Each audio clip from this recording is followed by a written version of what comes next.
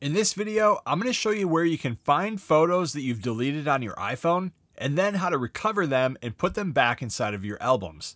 One thing to keep in mind is that you have up to 40 days to recover a deleted photo. If it gets too close or over that amount of time, then the photo will be permanently deleted from your storage and you won't be able to recover it. So, with all of that out of the way, let's go ahead and look at how to do this. We'll delete this photo here as an example so that I can show you how to restore it. I'll go ahead and select the image and then send it to the trash bin. And now that it's missing, we can head over to the recently deleted folder. Tap Albums on the bottom of the page here. You have to be on the Albums page to find this, so make sure that you have this selected. Next, scroll all the way to the bottom of this page. At the very bottom, you're going to see Recently Deleted.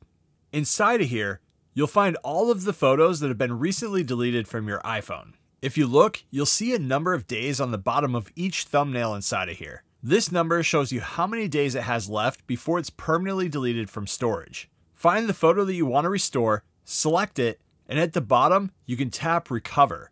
You can also instantly delete the photo if you want from all of your storage by tapping Delete too. And if you have multiple photos that you want to restore, back here on the main page, tap Select on the top, and then choose the photos that you want to recover. After that, tap the three dots here, and then choose Recover. You'll then get another quick pop-up where you can confirm that you actually want to recover the photo. The photo will then be removed from your recently deleted folder, and it'll be put back into the main photo albums. And that's how you recover photos that you've deleted on your iPhone.